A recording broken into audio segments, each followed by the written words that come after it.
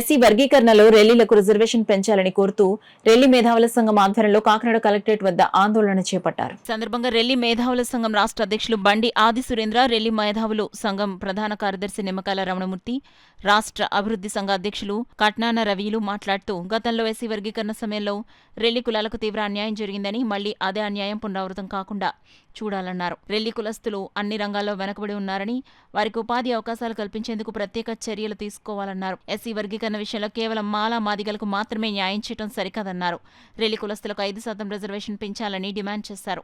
కార్యక్రమాల సంఘ నాయకులు Bandi Narendra, B Bhanu Mahendra, J Manikanta, J Satyanarayana, Bangaru Srinu, Mahesh, జ్యోతి, కిరణ్ తదితరులు పాల్గొన్నారు.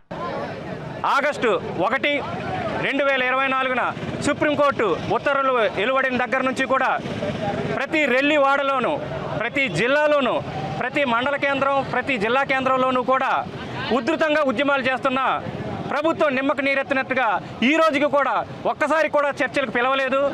ఇది చాలా హాస్యాస్పదమైనటువంటి విషయం.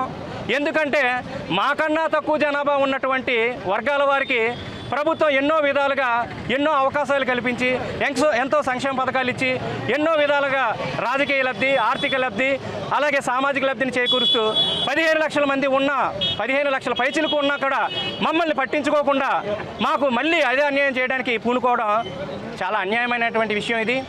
కాబట్టి వెంటనే ప్రభుత్వం స్పందించి దీని మీద తక్షణం చర్య తీసుకొని అశాస్త్రీయంగా ఉన్నటువంటి ఈ ఆర్డినెన్స్ నిలిపి సమగ్ర కులగణన, సమగ్ర జనగణన జరిగిన తర్వాత మాత్రమే వర్గీకరణ అమలు చేయాలి. లేదు వర్గీకరణ ఎట్టి పరిస్థితుల్లోనూ అమలు చేయాలి అనుకుంటే రెల్లీల వాటా శాతాన్ని పెంచి మాత్రమే వర్గీకరణ అమలు చేయాలి తప్ప ఒక కమిషన్ను ఏసీ గదిలో కూర్చొని వాళ్ళు ఇష్టం వచ్చినట్టు రాసుకొని వీళ్ళకి ఎంత శాతం, వీళ్ళకి ఎంత శాతం, వీళ్ళు ఎంత శాతం అని చెప్పేసి ఎటువంటి జనగణన లేకుండా, ఎటువంటి కులగణన లేకుండా, ఏ రెల్లి వాడలు కానీ, ఏ దళితుల వాడలు కానీ సందర్శించకుండా, వాళ్ళ జీవన విధానాల స్థితిగతుల గురించి ఎటువంటి అధ్యయనం చేయకుండా కేవలం ఏసీ గదుల్లో పరిమితం అయిపోయి ఒక కమిషన్ రిపోర్టు ఇస్తే ఆ కమిషన్ రిపోర్టు ఆధారంగా ఈ వర్గీకరణ అశాస్త్రీయంగా చేయడం అనేది చాలా హేతుబద్ధమైనది. కాబట్టి ప్రభుత్వం తక్షణం స్పందించాలి. మాకు జరుగుతున్న అన్యాయానికి మేము రాష్ట్ర వ్యాప్తంగా ఉద్యమాన్ని ఉధృతం చేయడానికి కంకణం కట్టుకున్నాం. ఇక రేపటి నుంచి మేము దశల వారీగా ఉద్యమాన్ని ఉధృతం చేస్తున్నాం.